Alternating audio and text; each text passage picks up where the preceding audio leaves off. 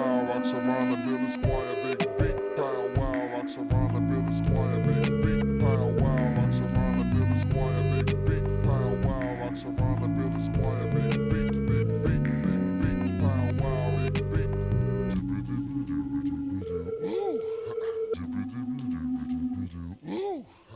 Would you believe it? It's our 10th episode. Nah. Whoa! We did it. We made it. 10 episode anniversary. You say we made it. Was that a goal? No. But 10... 10's a number, right? Like 10's Yeah, double digits. 10's a point in the decimals. You know, 2 up. It does feel like Nice. surprisingly significant. It doesn't feel like it's been 10 episodes. I think so. Like we could have dwindled out after like 3, you know? I feel like if you did like 2 or 3, it'd have been like, oh, remember those like podcasts we did ages ago? But 10 feels like, remember that like series of like this whole thing that we did, you know? It's not just like a run of the mill 1, 2, then you gave up. Like you've actually like done a substantial amount. Done some scheduling, written some documents, made some spreadsheets. Well, editing, I imagine, is God, most of your time. There's yes. The last episode took me I think I mentioned this to you. It took me about 7 hours to edit. Oh my God. The whole thing. Well, listeners, appreciate Louis for the amount of editing he puts in. No, thanks, Tom. Well, that's my second shout out of the day. I got a shout out at work today as well, actually. Oh. Hey, what type of shout out? I don't know what it was for because they were having technical issues and the microphone wasn't working. So they went off. Shout out to Louis. And then and I had to turn my camera on and be like, hello, I'm here. And then literally no idea what they said. So I really hope they weren't being like, oh, tell us something or like, you know, do a speech. Because I was just sat there like smiling, like, you know.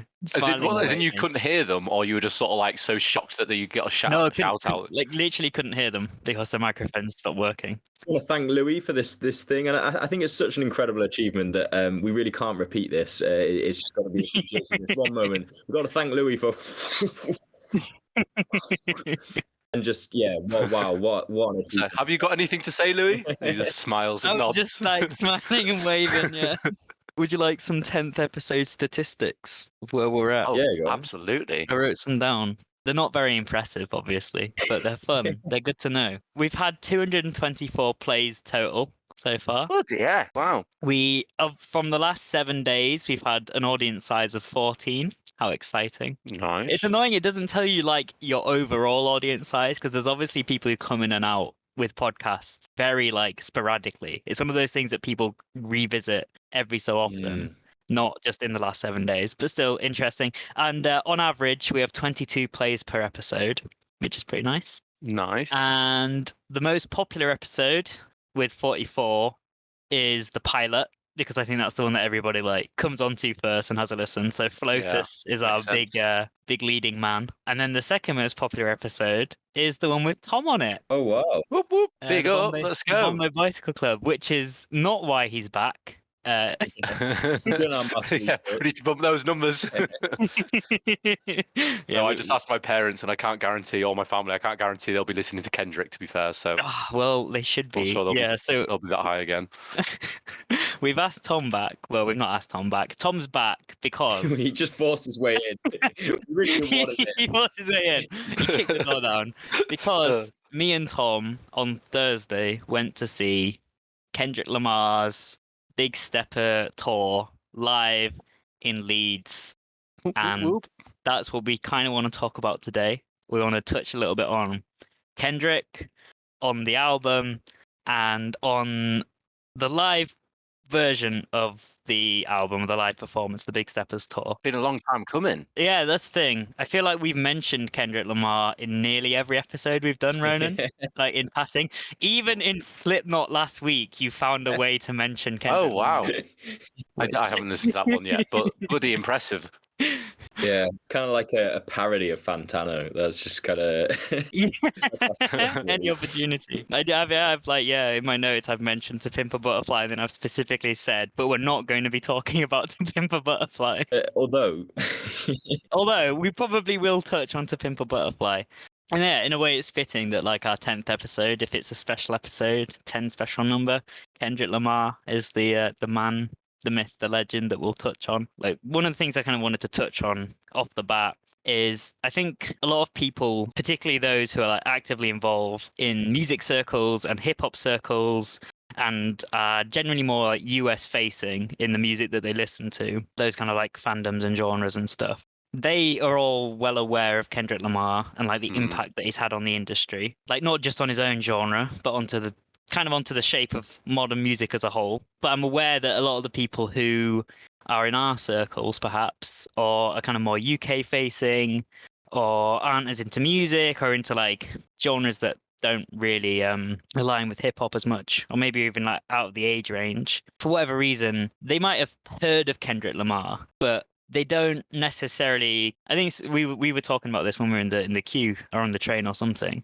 These people who like, I don't think they necessarily grasp the immense talent that Kendrick has displayed throughout his kind of discography and like the relevance he has on like the historical stage of music, as it were. I think like it might sound like I'm being a bit over dramatic, and because this is like an artist that I personally do love, and I think people know that. So like when I say that Kendrick is already and will go down as one of the all-time greats, probably sounds a little bit biased, but I do think it's undoubtedly true, and I think a lot of people would agree with me. I think I just want to say that like his music might not be for you personally, but he's one of those artists that his talent and significance deserves to be recognized among some of the most like well-renowned names in the industry and throughout the industry of all time. You know, I'd be willing to say that down the line, Kendrick will be remembered among greats like Michael Jackson, Prince, Queen, you know, these like immortal artists. I think Kendrick's potentially proven himself to stand amongst those. It's just that he's in a different kind of lane, genre-wise, perhaps, to, you know, some of the great, like the rock greats that like our parents will always remember. I think sometimes it's easy for people to be like, oh, but he's not, you know, Queen, for example. But I think in this kind of modern space, in the era where hip hop is the most dominant music genre, even if you don't particularly choose to listen to it, you do have to kind of pay some amount of respect to someone with this much talent on display. Quick hot take as well. I actually can't stand Queen.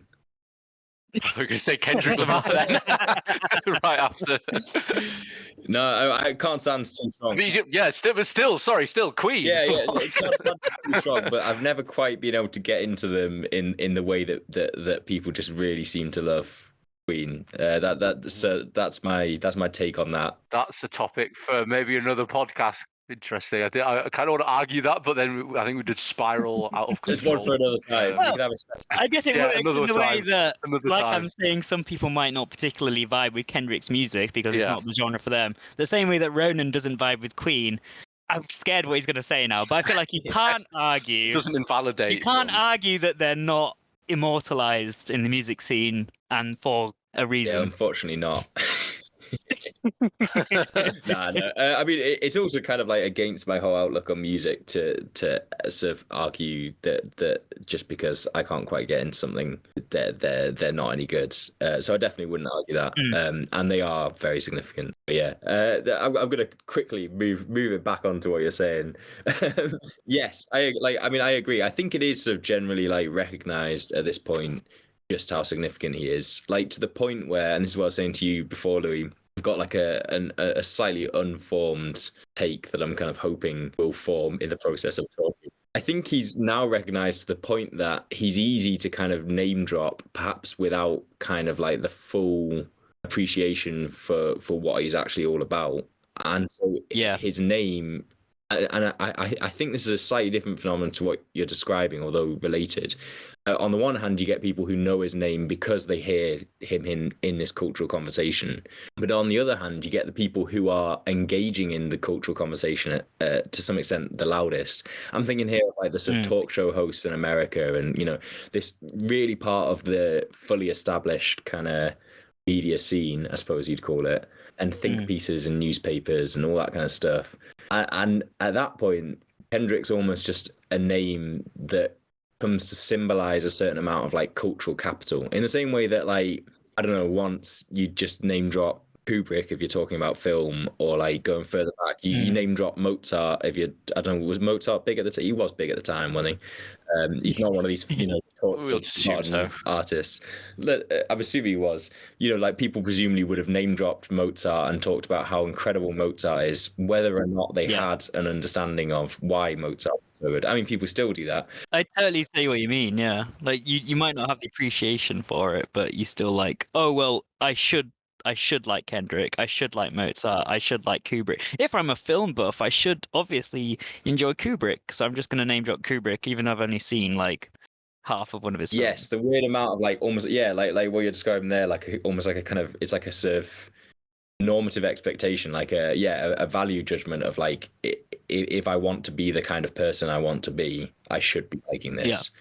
And I think last part of the take, I think, is just that what's interesting with Kendrick and a few other artists is where, because Kendrick's intensely political as well, not only is it a form of aesthetic performative taste or performative aesthetic taste, it's also a form of performative political righteousness, I guess. And I think Kendrick can fall into that. I mean, like other things like that recently, like it's like when Get Out came out, and I think I saw a comment once. Have you both seen Get Out? Yeah, great. And there's this kind of, for anybody that doesn't know, if they're listening, it's like a film about a black man that goes to see his white girlfriend's family. And that, I don't think you need to say much more than that. But at one point, the dad says, I would have voted for Obama for a third time if I could. And it's sort of demonstrating that kind of like overly needy kind of performative white liberalism.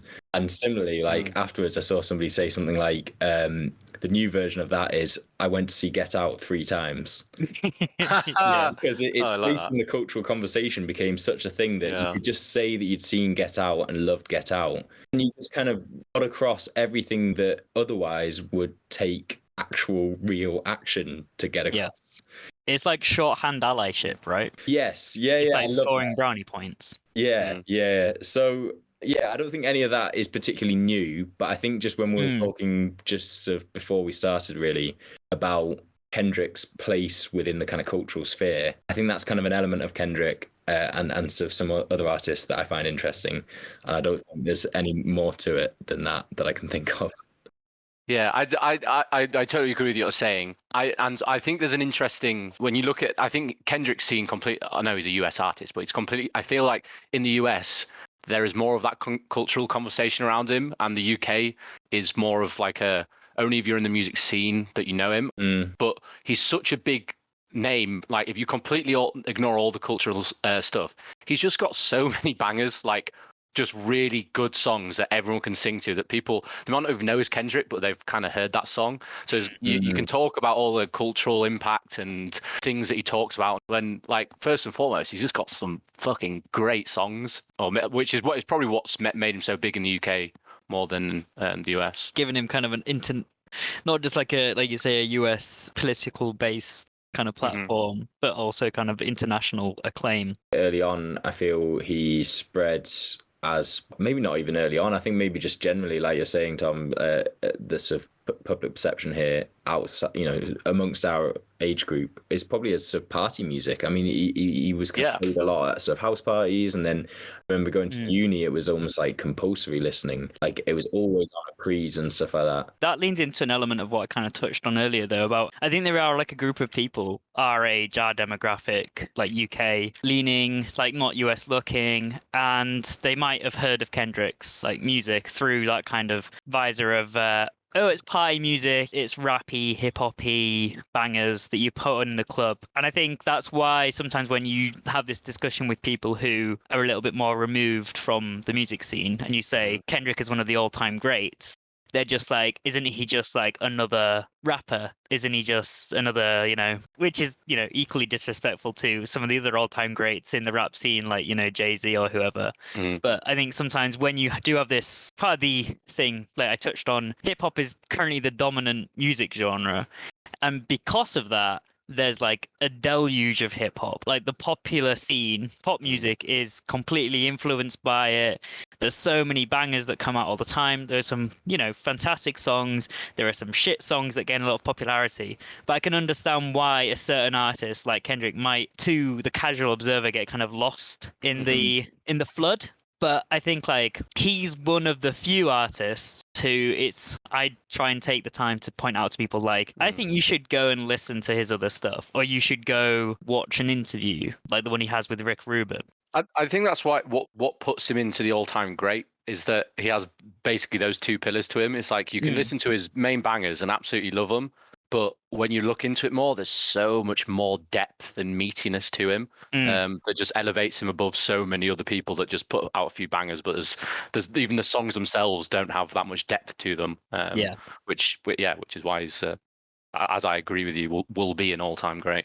Yeah, we'll never necessarily be able to like eloquently or properly represent Kendrick's position in his culture, our culture, and like the music industry. So like, while we'll be very enthusiastic about him this episode and his music, I would like suggest to anyone listening to kind of go away and, if you're interested, of course, A, listen to his discography. B, maybe look up some, breakdowns if you're interested in like why he's considered such a talented rapper. There's loads of breakdowns of his lyrics and his flows and that kind of thing. There's some really great interviews. There's loads of kind of, essays and reviews and things like that. So we're going to probably gush about him and criticize some aspects of the album, I'm sure. But like, generally speaking, if you want a more well-rounded take, there's a lot of really good stuff out there that can kind of, if you're there going head scratching, but isn't it just another guy?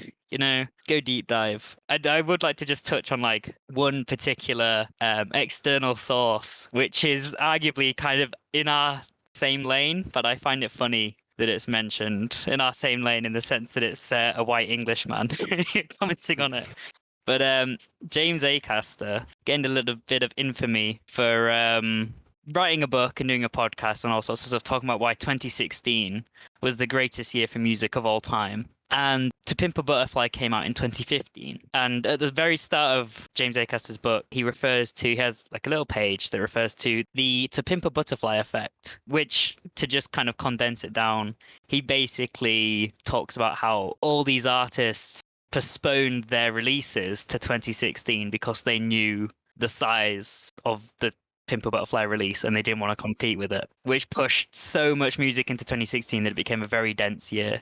I'm just looking at a list of albums from that year. So Beyonce released Lemonade, Chance the Rapper, Frank Ocean, Radiohead, Bon Iver. So that's quite a lot of big artists, and that's just the top few that I've said that they all were scared by To Pimp a Butterfly. Or squeezed over their releases, or arguably, This is hard proof. Yeah, there's a theory. I'm not sure how much James Acaster backs up that claim, but I do enjoy that even when reading a book about music from 2016, somebody mentions To Pimp a Butterfly from 2015.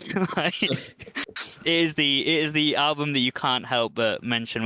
We've already briefly name dropped Anthony Fantano, who's like internet famous for giving To Pimp a Butterfly a rare 10 out of 10. How many 10 out of 10s has he given? Do we know? I want to say 5. Oh, bloody hell! Wow.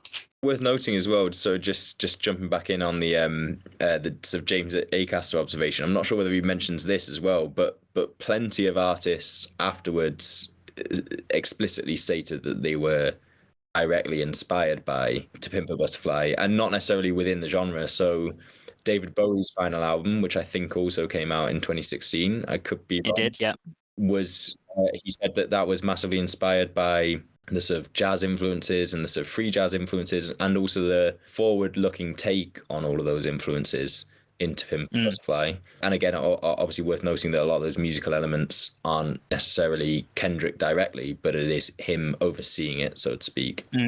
There's actually just to touch on that, there's a fantastic video that I'll link in the description or something, where a classical composer goes over All Right by Kendrick Lamar on that album. And they do talk about how on the production side of things, because it was Pharrell Williams who produced that song, but they talk about how Kendrick was like this in this kind of directorial role, if we're going back to like mentioning Kubrick, Kendrick kind of overlooked the project and worked very, very closely with the producers and the artists who produced this music together. And what's a really interesting thing is, All Right came out, the beat, Pharrell's beat, came out twice under two different rappers. I'm not sure how like that happened in terms of like legality and stuff, but it released under I can't remember his name, but under another rapper. And despite the fact that it's the exact same beat with the exact same hook, like it has the "We Gon' Be Alright" in the middle, they are just the level of quality between those songs is night and day. Kendrick's version is almost an entirely different song, despite the fact that it's the same like music. It's crazy. That's really interesting. Yeah, I want to listen to that. I think it would be a good example to show anyone that when someone's like, "Oh, it doesn't matter, production doesn't matter on an album," and all that sort of stuff, just show them the differences between those two. And like, well, actually, yeah, there's a lot that goes into an album. Linking it back as it's the 10th episode, that I think I mentioned that Mr. Lambchop, when making Flotus, also said he'd been inspired by the sort of forward-looking sonic sounds of Kendrick. That's what's the like. Everyone's got like 6 links to everyone on Facebook. We need to like find like Kendrick. Like, what's like the biggest like furthest away link like that we can pull? Like some dude's got some real loose bass influence that he's got from Kendrick, and it's That'd like be a really interesting like gothic singing from I don't know, whatever. Some Mongolian throat singing that's got a bit of a jazzy element to it.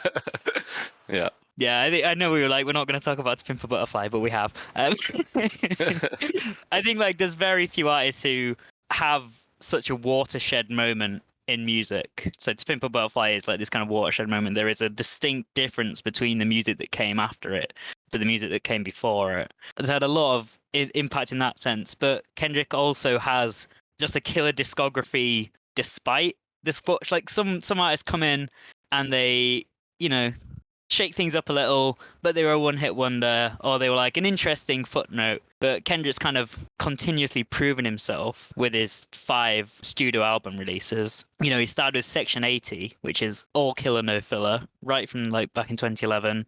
Followed that straight away with Good Kid, Mad City in 2012. To Pimp a Butterfly, the magnum opus in 2015. Damn, which is some people's favorite, other people's kind of like, it's kind of the commercial one, but it still has a lot of like bang, like, you can't deny that like Humble is a banger DNA element. 2017, and then flowing into what we're actually supposed to be just talking about today, his 5th studio album is Mr. Morale and the Big Steppers, which released earlier this year and is currently touring the UK.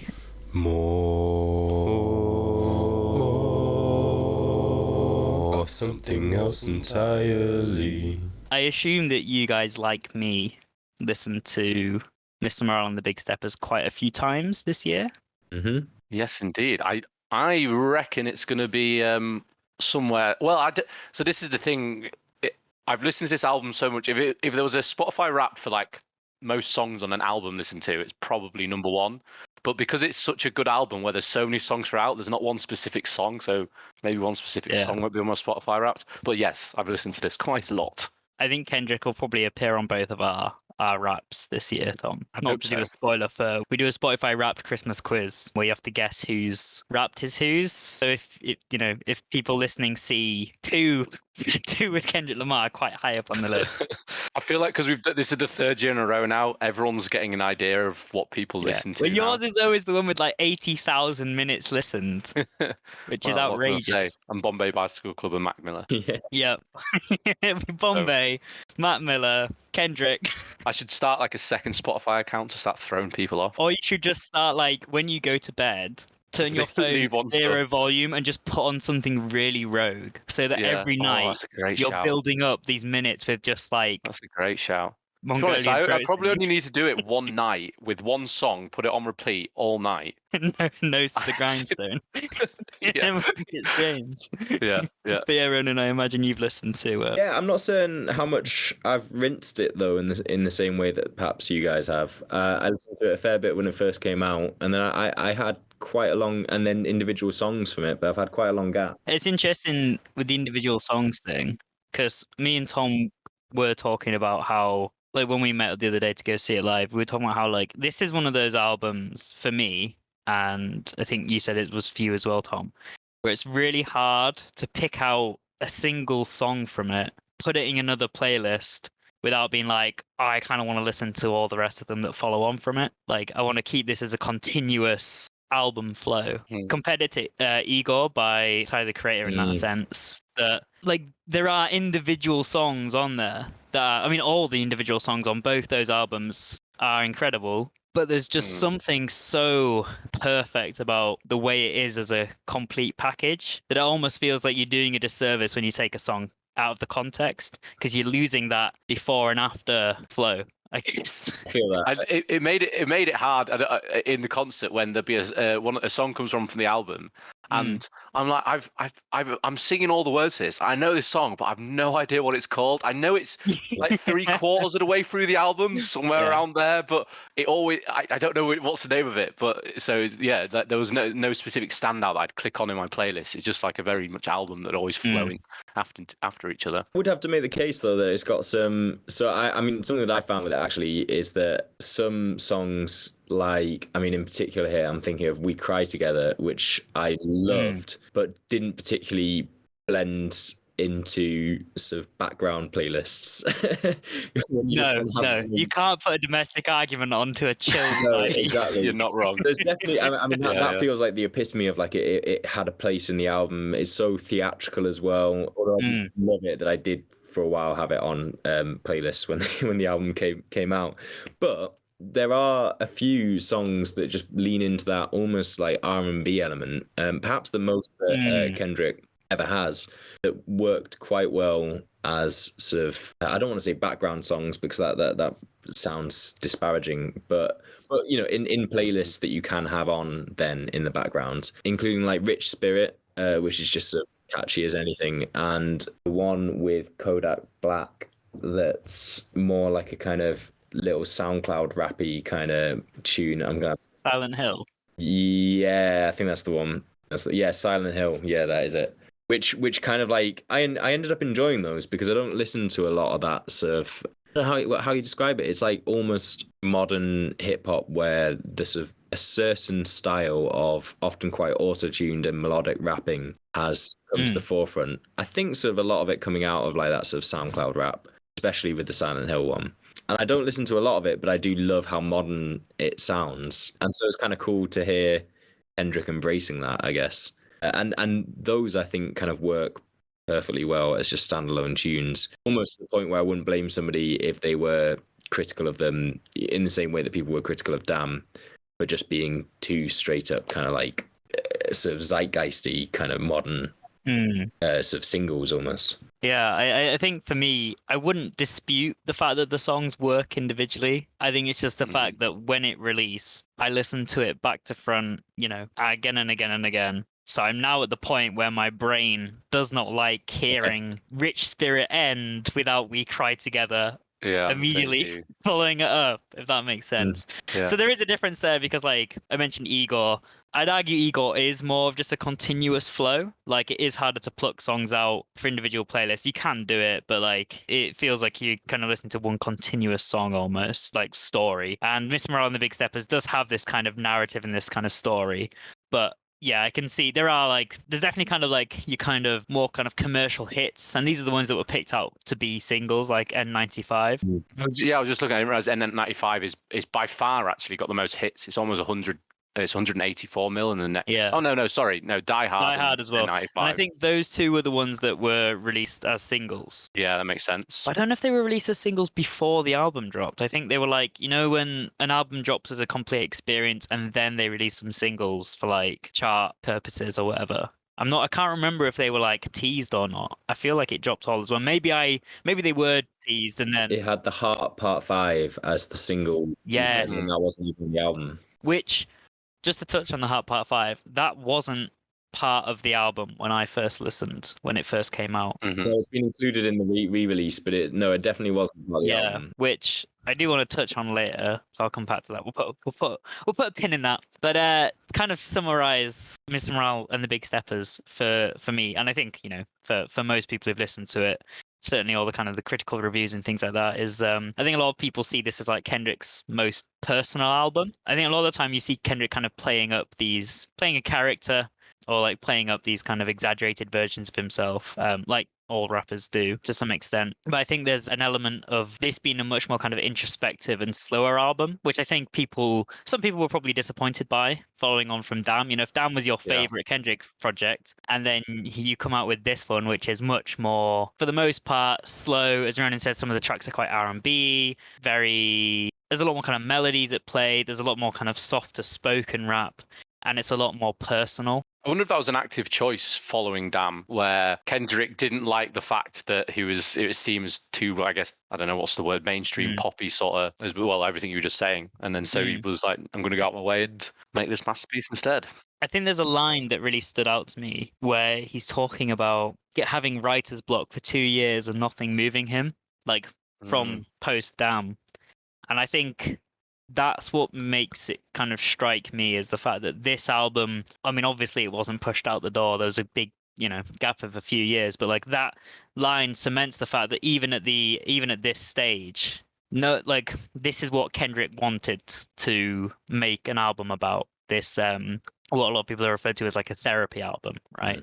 He actively made the decision that this was the music, and this was the story, and this was the vibe and the genre that he wanted his fifth and final album with his label to be. And I think Kendrick is at a stage of being that large that he can make those kind of decisions. Like, no one's going to rush him. I'm sure there's like pressure from people who want to make money off it, but he can resist that pressure and be like, look, in these 2 years, nothing's coming to me. Like, nothing's exciting me.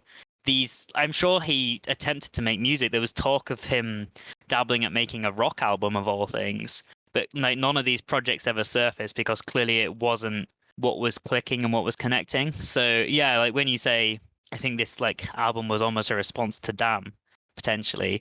I think it wasn't a response necessarily in the sense that he's like disowning Damn, but I think it's definitely a response in the sense that I'm going in a different direction because this is what is speaking to me, and it's very like artistically true in that sense. I guess sort of a part of that sort of whole thing was about how he always wants to tell a meaningful story, and there's always, it seems, a degree of personalness to it. This is his most personal one.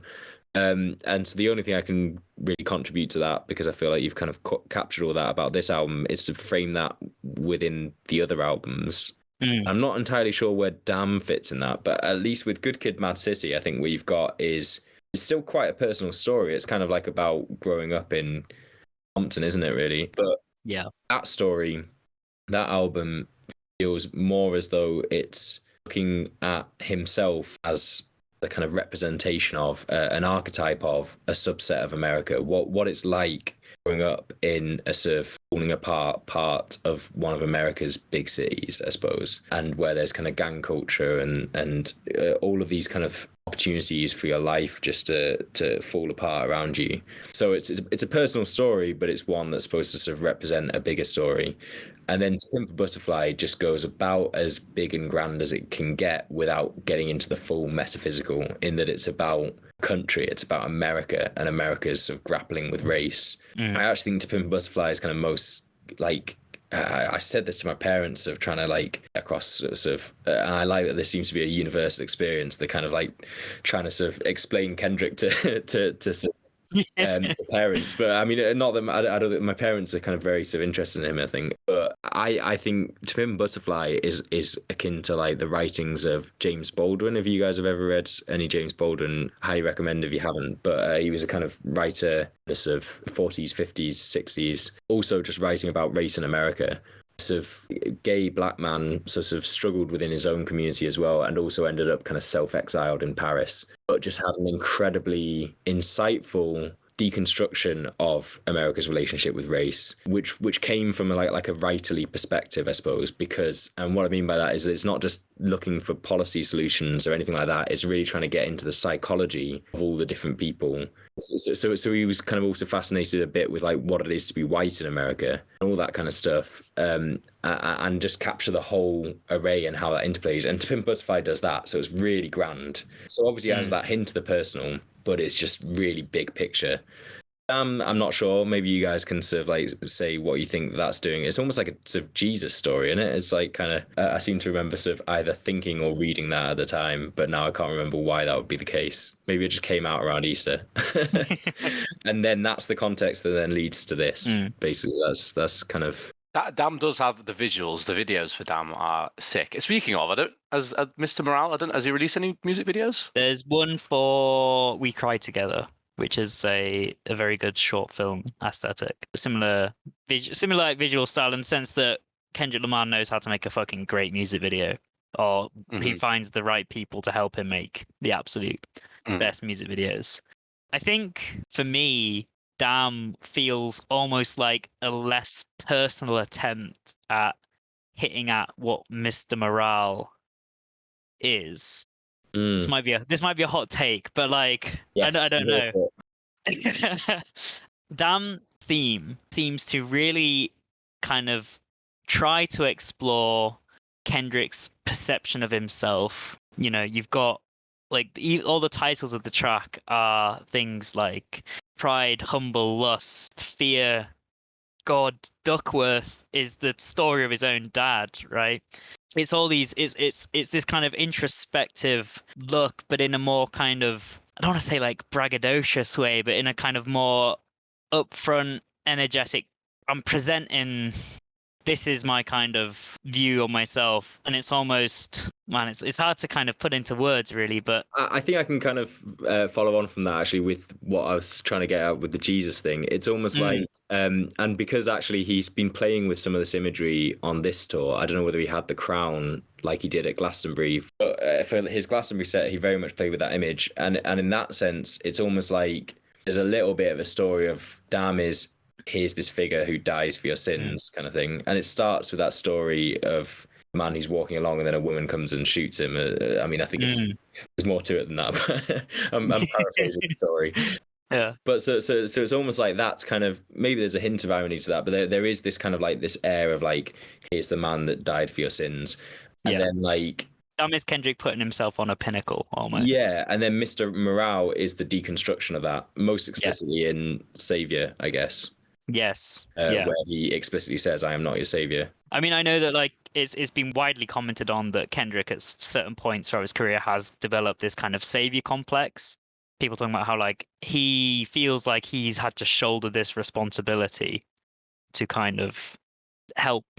I'm not really sure, like help his community or his culture, or for like in some respect that people are looking to him. And also he kind of promoted himself as this, like you say, this kind of Christ figure. And it goes back to the level of cultural weight that has been placed behind that. So not only is it all of Black America, but suddenly all of white America, kind of like turning to him as if he's the sort of aesthetic equivalent of Martin Luther King or something. Like he's supposed to, or again, why he's so comparable to James Baldwin, because James Baldwin was really popular amongst kind of like academics, of white academics and stuff like that, because it's the sort of turning to this figure to answer the psychology of a nation and the sort of problems of a nation. You know, like please explain to us, where did it all go wrong?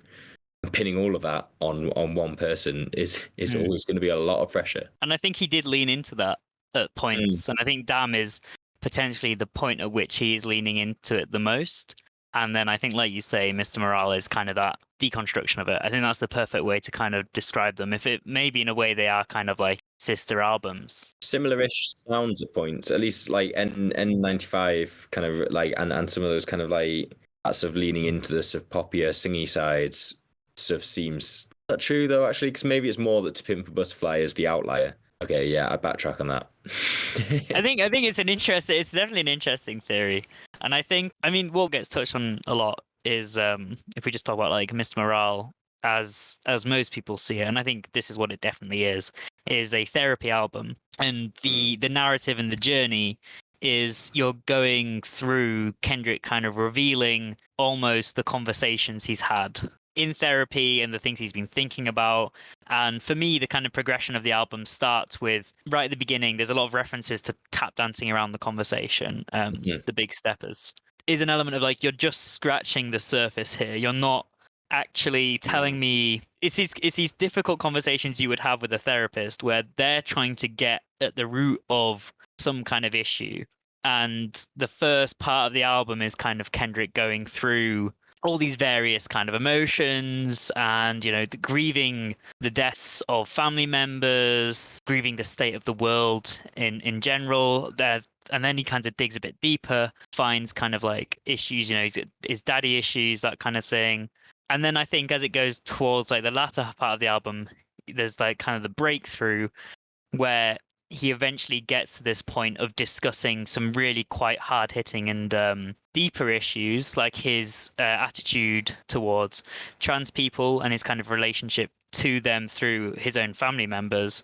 And then I think the ultimate kind of hard listen, the heavy hitting track would be Mother I Sober, where he comes to terms with kind of historical abuse within his family and within the Black community, like sexual abuse. And then there's that kind of congratulatory moment at the end of that, almost signifying like, hey, we've made some progress here. Like we've gone beyond the surface level things. We've kind of cracked into the depths of what is potentially playing on your mind. And like obviously I don't expect Kendrick to have fully opened himself up on this project, but I think we catch a glimpse of what's kind of going on behind the scenes, or has been going on behind the scenes for these past like 2 years. And then Mirror is this kind of, for me, like a solid kind of into the album, because it is him going, look, I'm working on myself and you guys need to just like, I can't be there for you as this savior anymore. I'm reflecting on myself. It's presented as kind of like through the lens of a relationship, like telling this woman that he can't interact with her anymore. Like he's choosing himself, he's moving on. But it does feel a little bit like a message to the wider community as well, being like, look, this is what I've been going through, and now I'm in a place where I can kind of admit to and talk about this. And I think just kind of seeing it through that narrative and that lens, it does feel like perhaps you had this moment where Kendrick in Damn was presenting himself through this, presenting all these like stories and emotions and feelings, but he was still kind of shielded. And then Mr. Morale and the Big Steppers is kind of the sister album to that, the deconstruction of that, where he has gone through an element of therapy and kind of addressed the same emotions that perhaps led to the creation of Damn, but through this kind of new introspective lens where he's kind of broken down bit by bit these kind of complexes. And like you said, Ronan, in Savior, he talks about not being your savior. And it's almost like at that point, it's kind of got to that level of self-reflection, introspection, all that good stuff. Even to the point where it has moments where the therapist speaks, I think. I mean, like, obviously I'm assuming not as actual therapist, but there are points, aren't there, where somebody sort of comes in with almost like sort of self-help style. There's like a self-help guru sort of comes in at one point. I don't know whether it happens a few times or just on one track. So you hear clips from Eckhart Tolle, German self-help dude. Oprah approved. That's good to know. But he also has there's little sections throughout the whole album, starting from the voice you hear telling him that you're tap dancing around the problem, is the voice of Whitney Alford, who is Kendrick's kind of life partner. They have children together, and he clearly has like a lot of like respect and fondness for her. And she's the one who starts the album by going, "You're tap dancing around the problem." Later on, she's the one that says like, "You need therapy. Like you should see a therapist." Later in the album, Kendrick actually referenced lyrics talking about how they had a conversation in the kitchen, and she gave him like a number of someone to like speak to and start addressing some of these issues. And then she's the one at the end that kind of like congratulates him for kind of pushing through. So she's like a constant presence in the album as well. And I know that she wasn't what you were referring to, but in a way, she's kind of like this guiding voice throughout. That I think is a really nice touch. You say his life partner, does that mean as in this is somebody that's been around for quite some time, or do you mean as in now, they're together recently, but it's... They've been together since 2015, I think. Okay. Is she the girl in the album cover? She is. Oh. And I think she's been around potentially for longer than for 2015. I think she's something of like a childhood sweetheart. I see. Right. But I don't know. Their kind of relationship has been quite a complicated one in the sense that, Kendrick is obviously like, he talks about his lust addiction and things like that. So yeah, it's a strained relationship, or at least previously has been, it seems. But it seems like one of those relationships where like there is the love is like mutual and unconditional. That's the word that I'm looking for. Like it's an unconditional love Yeah, situation. working on each other. Yeah. But then there's also those clips that you mentioned from what was he called again? Eckhart Tolle. Or Tolle, I don't know, Eckhart something, Tolle. And that kind of acts again as like an anchoring voice almost throughout. It's an interesting observation that very similar structure to Dave's album, and Dave, who I think, along with Stormzy, is often celebrated in our media sphere as kind of like a UK equivalent to Kendrick, I'd say. That's a really good point. Yeah, what I was saying earlier, how but they talk a lot more of the deeper meaning, personal things. That's definitely noted a lot more in the UK. And I don't know what their status is like in America, but I feel like maybe it's only the bangers that sort of translate over there. Yeah, the UK scene's sort of increasingly having a lot of influence, but I think the latest part of that is just drill scene through TikTok, I think. So I'd be surprised if that's as much people listening to Dave talking about his feelings, but it could be. But yeah, very similar album structure, and I like that you're calling it a therapy album. I don't know whether that's something that you've come across, but it makes me feel like, is this like a whole subgenre that's kind of brewing? I think there are several albums that are considered therapy albums, whether that's exploring an artist's kind of more vulnerable side and they're kind of offering that up to people, or whether it's literally discussing or creating, similar to Mr. Morale, the kind of narrative run of starting at a place of kind of scratching the surface and talking about certain surface level things and then working your way down through the album and talking about more deeper and darker themes. You know Kanye West's album Ye? Oh yeah. That is also considered something of a therapy album where he discusses his kind of like various disorders and all that kind of stuff. But I think there are a lot of other albums that are considered like therapy albums. And like, in a way, I'm sure there could be an argument made to say that the album we discussed last episode, Iowa, is in some regard not necessarily a therapy album. I don't think any of them were going through therapy. But like, it has like a tangential link in the sense that you've got these artists kind of presenting their most vulnerable side. It's very emotionful. Like there are a lot of tracks on, especially the latter half of Mr. Morale and the Big Steppers, where you're like, this is probably the most vulnerable we'll ever see Kendrick. He's talking about things and themes and events and trauma of like his own trauma and his family's trauma, like people he loves trauma. Like is very, very open in the same way that like, I know if you have not listened to this yet, Tom, this might sound surprising, but the Slipknot album was very emotionally open. Like it was created during a time of immense emotional stress for like all the creators involved.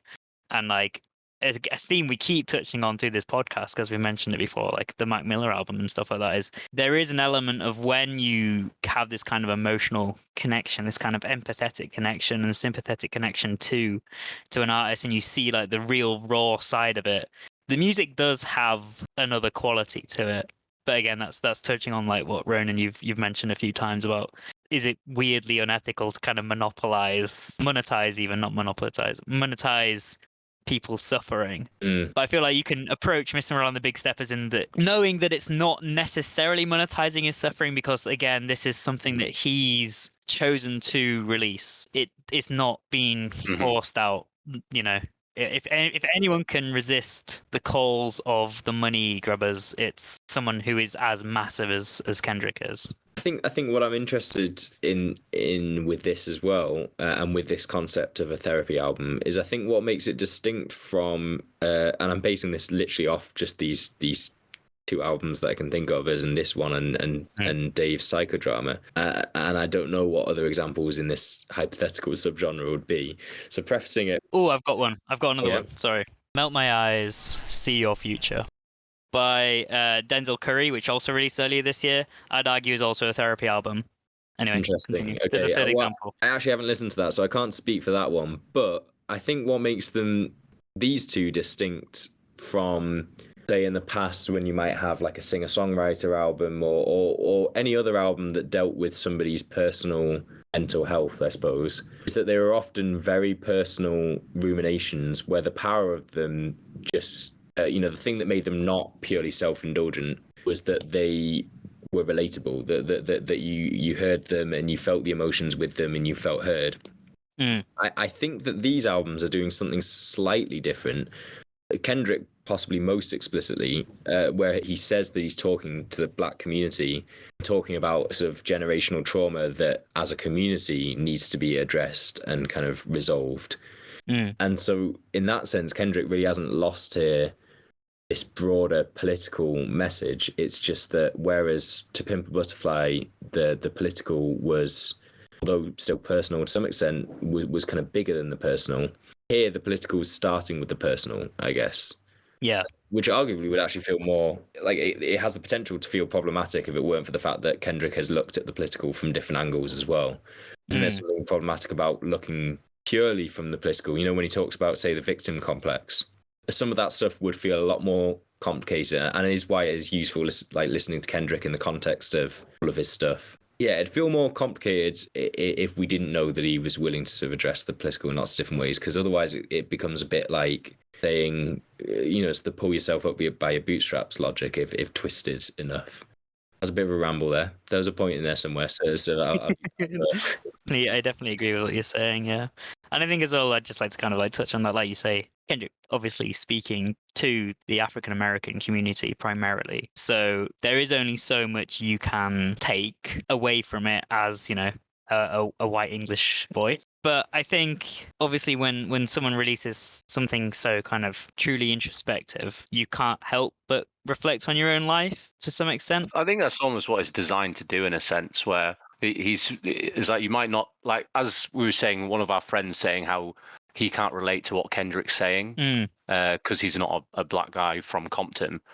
It doesn't mean you can't take anything away from it and look at your life differently from listening to the album. I think it's emotions you take from it certainly have an impact on your life. When the emotions presented are so raw and real, I think you do, yeah, you just intrinsically have this kind of, most people I'd like to hope have that kind of empathetic reaction to it. And yeah, also some reflection in your own self. I think it's very difficult to listen to any album that might be deemed as a therapy album without thinking about the themes that are brought up, the discussions that are had, and I'm sure for certain people this album's a harder listen than it is for others. I think probably if you've kind of suffered, say, domestic abuse or have been in a toxic relationship, We Cry Together might be a much harder listen than it is for myself. I've never experienced that kind of thing. Like, for me it's a very powerful song, and the production on that song is absolutely incredible. I think it was The Alchemist that did that one. But I'm sure that it hits a lot harder when it's something that you've kind of personally experienced. I think there's levels of emotional intensity to this album for various people. I agree, it is very powerful, but I also wouldn't want to I just want to make a nod to the element of humor in that song, which I don't think takes away from how powerful it is, arguably kind of makes it more powerful, because I think you're seeing this argument unfold, and there's kind of moments in it where one of them gets up on one up on the other one or something like that, and it kind of adds to the whole sort of atmosphere of it, the believability of it, but also kind of like the absurdity of it. I mean, even just down to the hook, where it's some of the most creative swearing I think in a while since the pick of it. Yeah, is it like last 20 seconds is just them two going "fuck you" so and so for like. Like there's no, you can read so much into it, but it's nothing really. It's just an insult match. This might be a hot take as well, just very quickly. Or it might be a cold take. I'm not really sure what the take, like the general takes on this far, but I think Kendrick's kind of the weaker of the two on that track. I think Taylor Page absolutely fucking kills it on that. You know what? Yeah. I don't think that's a bad take. I can get behind that. Although I think the two together just play off each other so well. But they play off together perfectly. Perhaps as well as the contrast from the rest of the album, in a sense, it's a female voice dominating that makes it stand out so well. Taylor understood that assignment and fucking showed up. There's a kind of raspy break in her voice that is just. I don't really know her as an artist, so I don't know whether that's just part. I think she's more of an actress than she's an artist. Really. That makes sense. That makes a lot of sense. It feels like an actor's performance. She was a featured dancer in High School Musical 3. Oh, wow. Sorry. Just thinking a possible other therapy album, could you say Mac Miller's Circles, which is even more sad considering it was a posthumous album? Mac Miller's album, though, in a sense, is him failing to grapple with some of those. Yeah, that's almost the tragedy of it, isn't it? It's the mental torment album, I suppose. Perhaps maybe this is getting too dark, but perhaps he could have still had a sort of therapy album in him. Yeah, it feels like therapy has to be more of like a self-improvement or acknowledging introspection. Yeah, there's a resolution of some sort. You're climbing out of the pit rather than circling the drain, right? That's the hope of it, anyway. It's really quite sad. We're getting quite good at labeling different levels of sadness albums. Yeah, I think maybe next week you do like, I don't know, what's a full album? I don't know. I don't know actually. I've not listened. I know what next week's Pharrell album Williams, is. what's album's that? And I don't know whether it's going to be a happy or a sad or it might be another therapy album. I don't know, but it should be good. I should massively preface this in the way that we've been prefacing all of this, with the fact that I come from a very sort of limited perspective. But I just wanted to briefly bring up the song that sort of deals with Kendrick grappling with trans issues. Because it's such a hot button topic, and it's quite a brave one to take on, and I think there's plenty about it. I was really interested to see at the time what reaction it would get, and I think I did look a little bit, and there was some of the predictable kind of disagreements, but it didn't seem to get as much of a fanfare as I thought, unless it's just that it took a while to build and I never looked it back up. But basically, I think there's elements of it that feel inherently problematic, including him repeatedly misgendering the person and also dropping F-bombs, but those devices are used very clearly intentionally to make a point. Yeah. Mm-hmm. And the point is then hammered home. Aside from just that point, he then reaches the end where he flips the whole thing on its head and kind of comments on how complicated it is even to be using it as a device. Yeah. When he drops the line about it's I'm paraphrasing, but it's fine for me to say the F-bomb as long as I can let a white girl say the N-bomb, in reference to a famous incident where a girl on stage did say it and he very much didn't let her. It's a killer line. I've now ruined it for people who listen.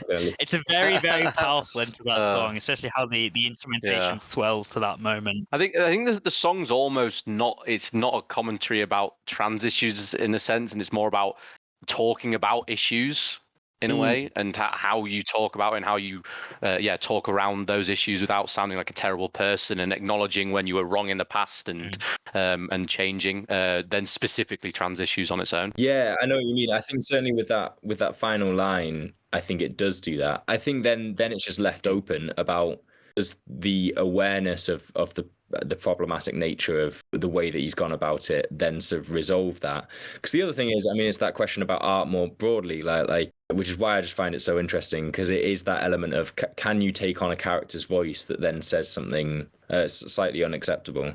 Is that then justified? And I find it interesting with slurs, because slurs are often, people begin to agree that it's not, but then that there's gradients to that as well, because we'll let white actors say the N word, so is he an actor in this kind of case? I don't have any conclusions to draw on it. I think I just wanted to comment on, I think he goes about it in a really, really brilliant way, in a classically Kendrick way, but I think by the very nature of it, it's very open to discussion, and you could easily disagree that it was sort of justified, and I think I very much see that as well. But it's a fantastic sort of brave attempt at all sorts of different questions all in one song, and really sums up what Kendrick does, including the fact that arguably it is flawed, because Kendrick, despite all of this sort of Messiah stuff, can be flawed. Yeah, it's a very nice place to wrap it up, I think, actually.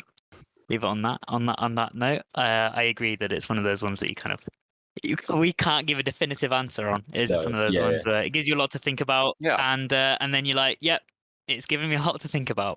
And I'll think about that. Very quickly, just kind of pick some favorite tracks for either of you, if you want to shout out. It's the most popular, but I love N95. It's fucking sick. I've already mentioned We Cry Together a lot. I would have to say that was was a kind of standout at the time. But I do struggle. I mean, like there's things like the sort of Silent Hill, which I actually really liked, but I wouldn't necessarily say it's a favorite song because I kind of like how light it is. And so, you know, I struggle to say that it's like a sort of like, I feel almost embarrassed saying that it would be like amongst my favorites from the album because because it does feel so light. But I enjoy that a lot, I guess, for its sort of very it's playing upon modern sounds, which I kind of always respect when artists sort of keep up with that. Maybe also Savior has also been mentioned, but it's just simultaneously a banging beat and also fantastic lyrics that really kind of touch upon a lot of the classic Kendrick themes. On the modern sounds things, just the Mr. Morale. I love the do do do do do do do do do do do. That's like a Stranger Things sort of like. Right about. I did listening to it today. I was wondering whether it was sampling Stranger Things. Do you think that's intentional? I wouldn't be sure. It's taken the same beat and then put them in a different different order or something. But yeah, it's definitely got. I guess I mean the synth is such a popular note to have in time. But yeah, there's definitely something there. I also love the song Mirror. I think a lot of people, I've seen people say like, oh, it's a bit of a weak finisher or whatever. But like I personally, I don't know what it is about it, but like the instrumentation for me really clicks, and the lyrics about just kind of being like, look, I'm gonna choose to work on myself. I'm gonna choose to be a little bit selfish this time. I'm sorry, but it just has to be done. I kind of, especially when the album came out, I kind of really resonated with that kind of idea of a little bit more, you know, working on yourself. And also Worldwide Steppers is a banger. They're my two picks. Moving on to the live show. Maybe I need like a separate sting for the live show. It's a live show. You need the Martin Tyler before the footballer when he's like, and it's live. And it's live. So the live show is the Big Steppers tour. It is what me and Tom went to see on Thursday at the Leeds First Direct Arena, and it was definitely a hell of an experience. I'll up top say there are 2 resources that I would have a look at that I'll link if you are interested to see what the kind of the general vibe was.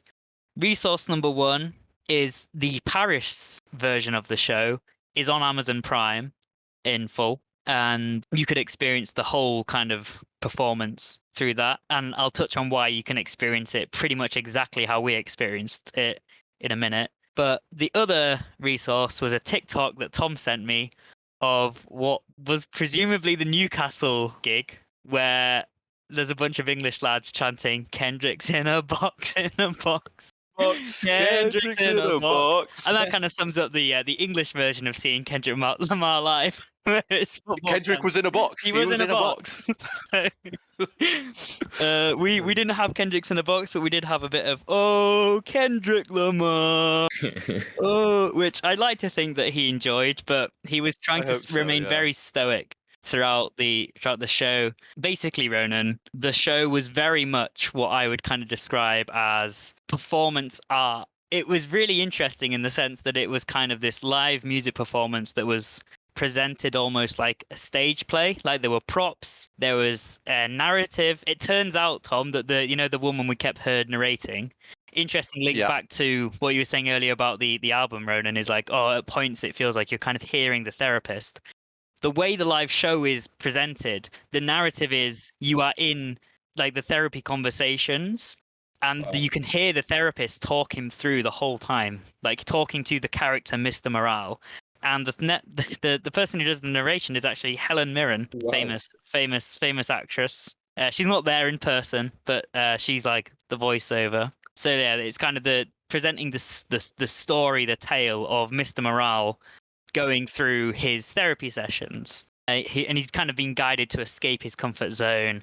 And there's light art, there's some shadow play. Like I said, there's props. There are background dancers, but not very many. Like only 11 in total, maybe. Like a mix of female and men that only occasionally come out. There's kind of like 3 sections of the stage. There's like the big main stage area, which was often covered by a big white curtain that had the said shadow play and light art projected onto it.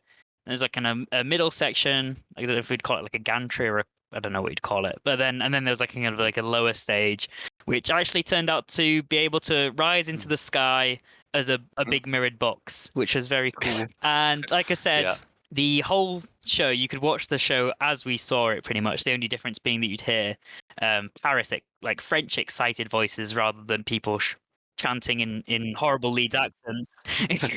Oui. Oh, baguette in a box. But you could see the whole thing in full, because I think this show is being presented as this kind of performance act. So throughout the show, Kendrick is quite stoic. It's not like seeing another artist where you kind of have this casual pitter patter between songs, chatting to the audience, going, "How's it going, Leeds? You having a nice night?" or anything. Like, there is a story to tell. There is a start to this play. There is an end to this play. There is no encore. You don't get an encore. You get the start, you get the story, you get the finish. That's what you're there to see. Like, it did feel like seeing kind of like a Broadway production in that sense. Like, it was a performance to be viewed, rather than a personal encounter with the artist, if that makes sense. That does. It was also supported by Baby Keem, and there's the first dude that neither of us had ever heard of before, but in hindsight realised it's Tanya Leone, who features on the song Mr. Morale. He was okay. He was on for quite R&B, a few songs right? at the start. Then Baby Keem, yeah. But they weren't really part of the production. They just sort of performed at the start. Oh, I'll come back to that actually, because I know a point about Baby Keem. 3 things. First thing, I reckon we can like edit in the sound of the crowd chanting "Kendrick's in a box, in a box." Yes, we should. I would love that. I just think that'd be quite a nice little touch. Kendrick's in a box, Kendrick's in a box.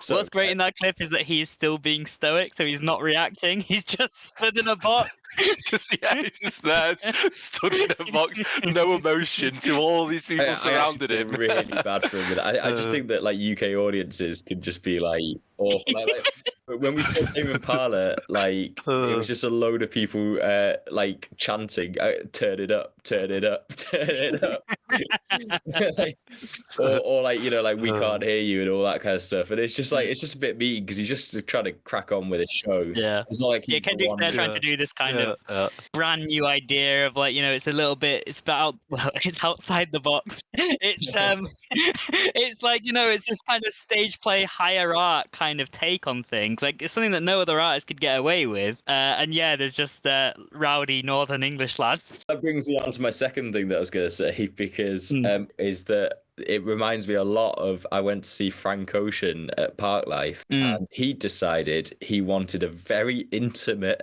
headline set, which was just him sat on a box and a kind of old 90s digital camera filming him. And that's what you see on the screen, somebody walking around filming him as he sits on his box. He then proceeds to begin the whole set by playing Solo, which is just a very, very mild song for a very drugged up, drunk Parklife crowd full of like ketty 16-year-olds. He then decides something's not right, so restarts Solo, proceeds to play the beginning of Solo 3 times. Oh no. So he'd already arrived half an hour late. People had left Stormzy while Stormzy was playing Shut Up to go see Frank Ocean. It was just pure chaos. People were raging. He didn't really play any bangers, to be honest. I can't even remember whether he played Thinking About You. Like he just kind of played all of the quietest, most intimate songs from from to a festival crowd. Yeah. So that just reminded me of that. I then, on that note, wanted to ask, how did the crowd respond? What was the vibe? Honestly, it was a great crowd, to be fair. I thought it was a cracking crowd. Yeah, so what you didn't say, Louis, is like it's a production, and it sounds like it's all encompassing of Mr. Morale and the Big Steppers, but he played basically it was Mr. Morale song, then it was one of all his all timers. So he played all his big songs. So as soon as one of his boppers, when I don't know, All Right came on or Mad City or whatever, like there was the crowd was going off. It was really good. It was presented in this very similar way to how the album was presented, in this kind of therapy way. But what was really interesting was how he worked his, you know, biggest hits, the ones that everyone's really excited to see, into that kind of narrative. So, you know, you'd have Helen Mirren being like, "Oh, you need to be a bit more humble. It was obviously done much more eloquently and like well thought out than that. But like, there'd be a mention of being humble, and then obviously you'd launch into humble. Sure. And obviously the crowd was. And while I'm saying like, obviously we're in Leeds, it was kind of this kind of like rowdy Northern English vibe. People are still there in droves to see this artist that they love. Like everyone was there for the whole thing. Like everyone, like it was evident that people knew, as is always the case, people knew less words and could sing along less to the slower ones and to the newer ones. But everybody was fully infatuated with the show, right? There was never a moment that people were like talking between themselves during a song, or like as soon as Kendrick started, from the moment he started to the moment he finished, he had everyone's attention in the room. So while, there was a bit of classic kind of chanting that you'd get at a festival or a different kind of gig, it was all in service to being in the moment. And like, no one was chanting over the top of quieter moments. It was those moments that like were built into the show to allow like... Yeah, he deliberately waited for like 10, 20 seconds between songs and just sort of stand there just to let the crowd just sort of like cheer and go wild. And especially because like after certain songs, there are some absolute like pumped up tunes that Kendrick has in his back catalogue. You've got a room that's, quickly filling up on like testosterone and hype.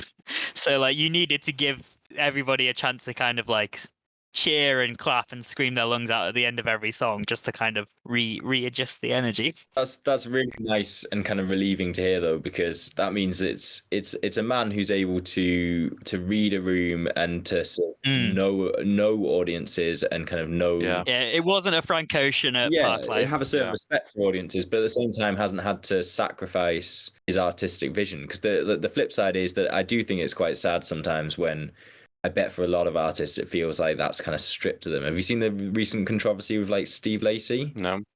Like in America, he was like performing a song and apparently it's blown up on TikTok or something. And so he was trying to get everybody to sing along to the song. So he was already doing like kind of what should be crowd pleasing stuff, but nobody could sing past this one line that had blown up on TikTok. And he basically stormed off stage. But I think the sort of that sense of just disheartening, like actually I'm just in front of a crowd of people that literally know me for two lines that have blown up on media. But I'd argue that if that's where you find yourself in that case, you need to kind of be able to recognize, oh, they don't know this one, but guess what? I'm the performer. I'm here to perform it to them. Like it is definitely disheartening. Like I've seen it in cases where like when we're at Love Saves the Day in Bristol, and Slow Tie was like one of the headline acts, and Love Saves the Day is mostly what I'd consider, it's not very lyrically based. A lot of people are there just to kind of vibe out. It was mostly a dance festival, and then like very much a dance festival. So when Slow Tie came on, no one really knew any of the lyrics, and nobody was getting into the mosh pits like they would at a regular Slow Tie gig, because no one was there for Slow Tie. They were all there for the other people. So Slow Tie was like, no one's singing along. Like it definitely disheartened. They just have to acknowledge like that is, it's not just rap, it's every musician on earth. Like when it comes to concerts, you either play what you want to play but have maybe less of a crowd, or just play all the bangers and have an insane crowd, and you have to find the perfect balance. And even if you play a banger and people don't know your banger, perform your heart out, and it can give still people come off really a well. reason to care about that banger, so that they come away afterwards and go, oh, actually, the rest, even though I only knew 2 lines from that song, the rest of it was pretty banging. I'll go check that out. But yeah, thankfully, that wasn't an issue with Kendrick Lamar. The crowd was great. I thought the venue was great. First Direct Arena. It's not massive. Yeah. It's, 13,000? Yeah, we felt very close and compact. You didn't feel fecking miles away. Louis and me got very lucky. We got upgraded from the tier 2 all the way up in the top left. We got put down a tier, so we got much nicer seats. We got a really good view, like a side view of like the whole stage as well, which meant we got to see like all the intricacies with the prop work and like the choreography and that kind of stuff. The mosh pits and everything in the crowd. I think the most visually stunning thing that I feel like I saw was something with the crowd where it was with It's All Right, and part of the song was where everyone had their hands up and they were going up and down, both hands up, but they were all angling at Kendrick, who was like it was like a peninsula in the middle where he was stood in the middle, and the crowd was completely surrounding with both their hands Everyone up, in sync. going up and down, pointing at Kendrick. And from us up in the stands looking down at it, it almost looked like religious in a sense that he was Jesus in the middle, and you have all these sort of people like bowing down to him, worshipping him. It was quite a surreal thing to look at. I think there's always like a moment in a good live performance, especially when it's like a hype song, like All Right. And I experienced this at JPEG Mafia and Run the Jewels as well when I saw them earlier this year. When the whole crowd knows the song, the whole crowd's in the moment of the song, and you look around and you're like, if this man asked these people to go to war right now, they would. This is how cults start. This is how religions start. Like this is like the people are like in that moment, right? Like that is that's one thing that sort of captures that or satirizes that quite well is the Bo Burnham Side, was it called, his lockdown film? Oh, Inside, which has a skit where he's sort of a sort of stadium-y performer, kind of like a Post Malone like figure, and the lyrics just start getting more and more intense until the end, where he's like, bow down to me, pray to me, pray to me. But it brilliantly sort of captures that sort of building feeling that you could imagine happening, sort of over time, just being like, wow, these people really love me, don't they? And that's kind of how that sort of Messiah complex probably does quite easily rise performers of that size. And then he hears Kendrick in a box, in a box, Kendrick in a box, and then the moment's gone. It's a healthy way to knock me down a few pegs. Actually, like, sorry, this is sidelining as well, but this book that I've been reading that I think I've already mentioned before, or I've just finished it now, but The Dawn of Everything, which is all about like all sorts of different societies, I guess, sort of throughout history, and the main point of it is just supposed to be demonstrating that human societies have structured themselves in all sorts of different ways. But one of the things that's interesting is apparently it's really common to get societies where the kind of top hunter, or like, you know, the sort of best weaver, or I don't know, whatever it might be, the person who's just a master at their craft is just relentlessly bullied. And it's essentially a kind of just really quite smart mechanism to avoid any figure gaining too much power, because anybody that's really good at what they do can quite quickly... It's just a massive nerd. Whoa. But they can quite quickly hold a degree of power over those around them. Whereas by just sort of picking at them, you know, like sort of... I love this theory that the children who are picked up most at school are the ones that like the rest of their social circle deems as being a threat. No, gaining too much it's power. not necessarily that it happens everywhere. It's not necessarily that it happens. I mean, like the argument in this book is that it's quite a conscious kind of thing. So it's not like an animalistic or kind of like inbuilt thing. Right. Yeah. It is just something that that people, like certain societies, really pick up on. Not to say that that's what Kendrick in a box is all about. But there you go. That's an anthropological theory of it. I'll just quickly like run you through what a vague outline of like the running order, so that you've got kind of an idea of how it worked, Ronan. It was interesting in the sense that it wasn't always full songs, which again kind of played with this kind of like stage play version, and like the narrative that was running is that often it was kind of just, and I think an element of it is like something that you said on the night, Tom, was like he's got so many fucking bangers you can't even fit them all in. Oh bloody hell, I needed the toilet for like ages, and I kept saying to Louis, right Louis, when there's a song that I don't know, I'm gonna sneak off to the toilet. Didn't fucking happen until fucking at the end when it was like it was Baby Keem's song. Yeah. Oh, bursting. I was like, every time I was like, is this gonna be the one? Am I not gonna know it? And then bloody a bass drop hits, and I'm like, no, I know it. But yeah, there's a lot of like kind of broken up songs in the sense of like, well, it started with the opening lines of United in Grief to kind of set the scene, set the stage. And it opened with Kendrick on piano, and he played the first couple of notes from United in Grief. And then there was just like a pause where Kendrick slowly moved from the main stage to like the peninsula bit that Tom had described earlier, the bit where he later ends up in a box. He slowly walked over there to like, there was like bass hits every time he like took a step, but other than that, no music. So in that kind of sense, even like the songs from the album were presented in a kind of reconstructed version. And there were points where it was like a little bit hard trying to predict what lyrics to sing next, because you were like, I don't know if this is going to keep on this song or if we're going to move straight away. There was a point where like Loyalty from Damn played for like maybe like 20 seconds before being switched directly into Swimming Pools before abruptly coming to an end. And it was almost like, yeah, we'll just quickly throw these two in. This isn't just a unique Kendrick thing, I don't think, though. I think that this is something that I've noticed about like hip hop gigs in general, is like the whole cutting songs short. I don't know. Have you found that at other gigs? Like Slow Tie, for example, I'm pretty sure does it sometimes. I'm trying to think, like Reggie Snow, I'm pretty sure when I saw him did that. I think it's kind of a bit of a thing. I guess kind of like it's where it's got that crossover with DJ culture, I suppose. They do often do like shorter snippets of tracks and then quickly move on to something else, and it's almost like it's a bit of a tease. I did keep turning to Tom during the performance, being, oh, he's such a tease, always got his guys on the edge here. But it also remember, I think it was you, Ronan, who was again going back to Love Saves the Day, was moaning about. It might have been you, it might have been someone else, moaning about how DJs like, and sometimes rap groups, when they are performing live, like restart the song, like do like a and then start it again. Yeah, it might be me talking about it. I don't know whether it's necessarily moaning about it. Like it can, I kind of love that culture, and it can be. I like when so you get like in a lot of UK based culture, you get the sort of like a rewind, but that anybody can do it. So people will like lean over desks and sort of rewind. And I love that because it's like, oh, the hype of the moment is just overwhelming everybody. And they're like, we need to hear this again. But with that, there are moments when people just royally mess it up. Yes, yeah. And for that, there's a classic Boiler Room set. Sherelle, who's like a sort of London DJ, sort of jungle and footwork kind of stuff. It's just a mad set where like the crowd are just losing it and they're constantly rewinding stuff, and most of it's just fun and games and just crazy, but then one person just butchers it. So that's what happens. You give power to the people, and sometimes they'll abuse it. Sometimes in the moment you drop the ball, and that's to be expected.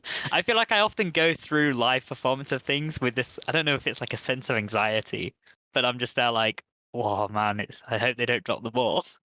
Like, I hope they don't mess this up. Like, oh, there's all these opportunities to mess up. I'm there watching Kendrick, like, but what if he trips over? Yeah, like, literally. I'm like, oh man, Kendrick's falling down. He's fallen down. Kendrick in a hole. Who was it? Was it? Oh man, it wasn't Drake. It was Oh, so someone fell off the stage. Fell off the stage. Oh, it was not recently now, but it was ages ago. And he had auto tune on, and he was like mid-song, fell off the stage, and he just hit him go. So good. That was embarrassing. Yeah, I've not seen that, but just the image is hilarious. Just took one step too far. We were saying there's some like quieter songs, stuff from the new album got kind of less of a response from the crowd, but people still did the choruses and stuff. It's just kind of more like the main verses. But like when he bust out Backseat Freestyle, everybody was fucking singing along to Backseat Freestyle. Yeah. Like I was like almost scared at how many people in that crowd knew every single word. Yeah, literally. Pretty sure that kid next to us, he was like 14 years old or 15 years old. I was going to mention reeling him off. The crowd where we were in particular, there were a lot of very young people there. And like parents there as well. It was like quite an interesting collective of people. Interesting that he's maintained that kind of, so I guess like a lot of music can be really not just generational, but like micro generational, I guess. I'm going to patent that term because I feel like that's it's a good term, micro generational. I feel like that's applicable to a few things, but music would be a classic one where it's literally just a few years later and people can be into completely different things. Literally. It's amazing how quickly people can be completely forgotten, like you say. It's brutal. So it's nice to think that, I mean, not surprising, but nice to think that he kind of overcomes that. Still has that reach. Yeah. It also surprised me how fucking drunk some people get at festivals. That dude at the start, literally, he kept every 5 minutes would go by us, and he'd come back with like 4 Jaeger bombs and 2 beers.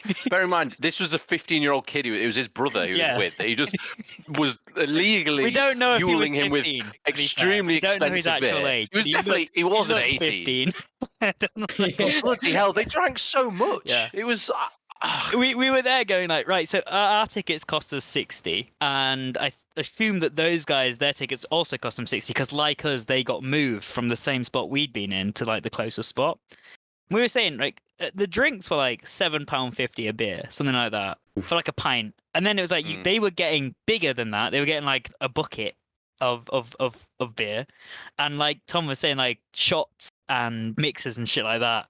And we're like, they probably could have spent all that money on getting like a position down in the mosh pit. The combined or even price just of like the a ticket. VIP box. Yeah, they should have got a VIP booth for the combined price of their ticket and the amount of money they spent on alcohol. But you know, more power to them. They kept walking past us like, "Oh, sorry, we've just got really weak bladders," and it's like, "No, you've just been drinking continuously."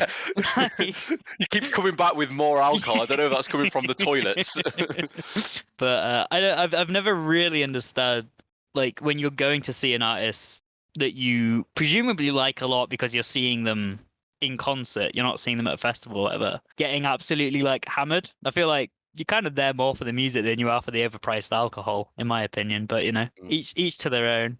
It's kind of like just part and parcel though of gigs and gig culture, I suppose. It's something that I never clocked when I was younger. That was like a kind of, I don't know, I don't remember any one moment. It's not like I had a traumatic moment, but yeah, I never quite sort of realized that it's so integral to it is getting hooked up for a lot of people. I mean, they're kind of inseparable. Although, I mean, maybe that's just a British drinking culture in general. It could be, yeah. It could be a christening and it getting hooked up to be integral to it. Yeah, that's the thing. I tend to do gigs and festivals. I feel like you always have a little bit of a festival beer. You know, you get your festival buzz on.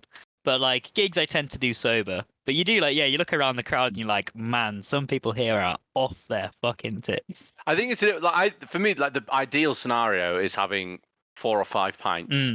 That would sort me out, but it's just too expensive. Yeah. But then there's like a level where they're just absolutely like, I felt too drunk to even remember it. Yeah, that's the thing. Yeah, you want to be kind of engaged. I do like understand the I'm getting a buzz on vibe.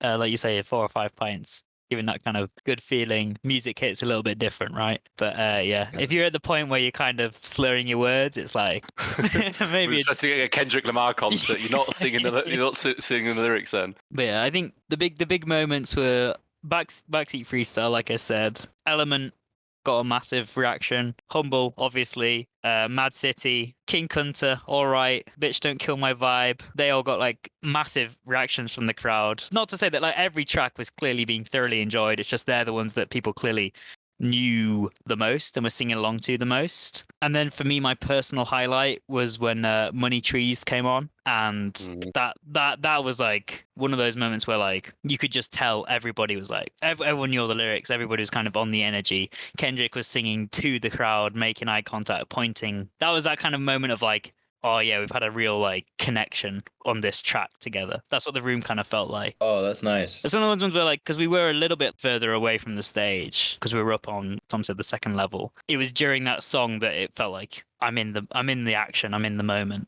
Like everybody was on their feet, everybody was singing along to most of the lyrics. Obviously not all of the lyrics, certain lyrics that were left out by the crowd, thankfully. People were avoiding the N-words. Which was good. That's always good. That is, yes. that is Yeah. And then another one that got a massive reaction, and that I definitely had a big reaction to as well, was Not the First. So, yeah, Tom mentioned that Baby Keem came back on and performed with Kendrick, because obviously they have a few tracks together. Obviously, Keem appears on some of the tracks on Mr. Morale and the Big Steppers, and also some of Keem's own tracks on his solo projects have Kendrick featuring. And the same way that Baby Keem appears on the album towards the end, kind of signifying this like connection to family, he's kind of brought in, I think in a similar kind of way, towards the end of the live performance. But when they did Family Ties together, people went fucking mental. As soon as that like that first little bit of instrumentation, that doo, doo, doo, everyone's like, ah! And that was a really sick performance, to be fair. Like that was a big hype one. It's really interesting. I'm not certain it's always predictable what songs get a reaction. Obviously it is, because like to some extent, when you were listing off sort of some of those songs, like all of those made sense. But like I wouldn't necessarily have thought Family Ties, and I wouldn't necessarily have thought Money Trees have the biggest and most powerful reactions, you know what I mean? Like I know that they'd have reactions, but I mean, it probably fits like what's surrounding it. It's like I don't know, sort of the way he sets it up in a way, and it just sort of like beat drops and you're just feeling the vibe. That's there's definitely like a performance element to it, right? There's like the build up to it, the anticipation, and then you hear those first notes and you're like, oh, it's that one. Yeah. That makes so it's context in a sense. It's like how it's sort of brought about, which is but that in itself is interesting. That I guess music is so affected by it, and that links right back to the beginning of what you were saying about the album itself, that you find it weird hearing the songs out of sequence, and that's because they work as part of a sort of bigger whole, and that bigger whole is kind of bigger than the sum of its parts, I suppose. Yeah, I think that's all the things I wanted to talk about. I will quickly shout out to, do you remember Ali from uni? Yeah. Turns out he was there as well. Really? I posted some pictures on my Instagram story, and he replied like, "Oh, no way! I was literally like round the corner from you, like a few seats away." Oh, man! It's a like small moment. And then he was like, "Yeah, I've got to admit, I've not even listened to the new album. I got the tickets free through work." And I was like, "Oh, you need to go. You need to go change that, mate. You need to go sort yourself out." Yeah, I don't know if you had any more things that you wanted to mention about the gig, Tom. Any other takeaways? No, not really. We had to run to get the train at the end, which was kind of funny. Oh yeah. But other than that, started off fast walking. Like, oh, we'll make it. We'll make it. And then we just like, actually, we need to just pace it. Otherwise, we're gonna have to wait for a fucking bus replacement service for an hour. But no, other than that, it was very memorable, and I'm going to be listening to a lot more Kendrick Lamar going forward, I think. Would recommend, if you get to see him in, I don't know where he's got a few tour dates left, but I imagine they're all completely sold out. But hey, if you're out there listening and you're in Australia and New Zealand, there might still be some tickets for those ones, and that's where he's finishing. So grab those up if you're on the fence. We take a 10% commission. If you've made it this deep into a podcast that's just been gushing about Kendrick Lamar and you're unsure whether you want to see him live, and you're out in Australia and New Zealand, you're part of this very, very niche group of people who I know for a fact no one in those countries listens because they're not on our demographics. But in case... I'd love it if you got one person. I can recommend. It's time for the quiz. Yeah. Do. Did the ping in the right point then? You put the ping in. Yeah, I just always mess it up, but that time I got it. I got it very easily. Slightly changed up in the fact that this is our first time doing an album that was kind of my pick, but we've got a guest on because Tom came to see it live with me. So I am running the quiz because it's my album of choice, which means that it is Ronan and Tom going head to head. Which means that the points scored, I don't know whether they'll count to the final result. We'll see at the end of the year. That's okay with me, unless I do incredibly well, in which case I'm going to be really bitter. You'll be glad to hear that I have some very, very topical questions. Very, very strongly linked to Mr. Morale and the Big Steppers. There are 5 questions in total, and 4 out of 5 of them are closest twos. So it could of them. Well, they're the worst because it shows you like how you could be so far off and you look like such an idiot. Yes. So I hope you boys are feeling very revised on Mr. Morale and the Big Steppers, because of course we're jumping straight into question 1. Including Mr. Morale, how many Mr. Men are there? Ooh. I didn't know that there was Mr. Morale, Mr. Man. I'm counting the fact that Mr. Morale by Kendrick Lamar came out in 20. I'm saying Man. He's the newest Mr. Man. I nearly gave away the answer by saying he is the Mr. Man, but that's for you to answer. Are we typing it in the chat at the same time so we don't copy off each other? You can do, or you can just say this is closest to. So yeah, but like Rona might say something. Yeah. Because I'm not going to give away my thoughts, and I'll just say one more than that, or one less. Yeah, put it in the chat. I've got. We go like 3, 2, 1 or something. Yeah. Oh well, that's fair. I don't. Are we talking like? I feel like there's like an original Mr. Men, which is like a nice set, and then since then like we're releasing one a year. I'll clarify that this is Mr. Men and Little Miss. So combined, all the Mr. Men, all the Little Miss, and Mr. Morale, the latest Mr. Man. Yeah, that feels an important clarification. Okay. Yeah. Oh God. Okay. Oh. 3 on 1. 3, 2, 1. Oh wait, I've put it in Ronan's the put wrong it in a chat. different channel. You put it in different channels. I got. Oh. Where's Ronan put Which his? channel do you... Yeah, I got the I notification. got the notification, but where is it? Well, I said 153 153. Yeah, but where did you send it? in the recording room. I can't see it though. It's not there. It definitely is there. I can't see Tom's. Right, going You don't forward, see- do it in general. Oh right, is it a special channel that only Ronan has access to? Tom can't see that one, Ronan. But I got the notification though. I know you said Yeah, I got the 153. notification, but I also can't see it. Like, Oh, I so- see general. Yeah, I see it. Oh, Okay. God, bloody hell. I said it. Yeah, I said it. Yeah, well, I don't know. So this is my thing. I'm thinking it's like the original, like this is like the batch, and then, but have they released a shit ton? Oh, I don't know. They've kept on going, haven't they? I think. I'm so wrong. You've No, definitely I won think this. I'm pretty wrong. Oh, My other answer was like 200 and something. Wow. So, closest to, neither of you are close, but closest God. to is Mr. Tom, Really? because Wait, neither of us are close. there is, including Mr. Morale, 93 Mr. Men. ooh. Oh wow. So is that quick maths and we're bang in the middle? Including the little 93. misses. Including the Little Misses, yeah. Wow, there you go. Winner, chicken dinner. Following on from that, question 2, and you'll have to type this one in as well, actually, Go. is who was the first Mr. Man? God. Oh God. I think I know this one. I Do you? think so. What's the one that I could be sticks in my completely head? wrong. Okay. 3, 2, 1, reveal. Oh, I think you're right as Ronan, well. Oh. you have nailed it. It is, in fact, Mr. Tickle. Yes. Oh, I knew The it as soon as you stars are put it. all I knew it was played up that. as we move Yeah, into the that's so third accurate. question. Oh, that bloody orange bastard. Fantastic. Okay, so we've asked some questions about the misters of the world.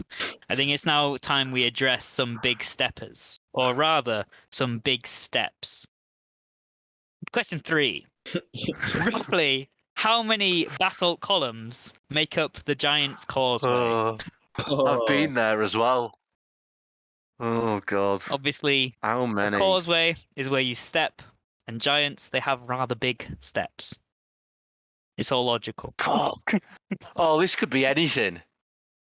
I don't know. Does the Giants? Does it like? Is it like This an could be entire anything. cliff You're that goes on for right. ages, or is it a little area? Yeah, I'm with you on this, Tom. I have no idea.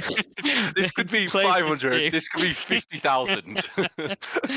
Oh Jesus. Are I you, don't know how big it is. So, like, at least you've been there. I can't. Yeah, I was there when I was very young, like Um, 10, so I can't really remember. and you didn't count each individual basalt column? Bear with. Are you googling it? Lots of zeros. 3, 2, I'm changing mine. 1, reveal. Ooh. Nowhere near again, either of you. Oh God. But once again, there's an Oh. upset because Tom Oh. has won this point. Yes. Ronan has lost his magic closest to touch. Oh. There are, in fact, 40,000. 40,000. Wait, I did sort of say it could be 50,000. You did, but that's not the answer you gave. But you still win on the technicality. For the Yeah, listeners, boy. Tom guessed 2,500 and Ronan guessed 988. Yeah, we should probably format the quiz a bit better so that people know what we've put. Yeah. Or is it just based off our reactions? Yeah. Oh, it is quite big, isn't it? Yeah. Oh yeah. I'm gonna Well, Google it. I think there was a clue in the fact that, like, we're talking about big steps and big steppers, right? It's got to be big, you know? Think no, big. No, Oh, but yeah. like the steps are big, but not necessarily. Like, I mean, if anything, the bigger the steps, the fewer It's a there are giant's of them. causeway, right? It needs to be big enough for giants to walk along it, right? Yeah. It's not just one. It's not the giant's front porch, you know? Yes. Sadly, I do indeed know. Now. Question 4. The Nissen Mountain, apologies for the pronunciation, it's probably wrong, holds the world record for the world's longest staircase. How many steps? Ooh. How many steps? Where's Nissen? I don't know. I didn't look into it further than that. Oh God, how many steps?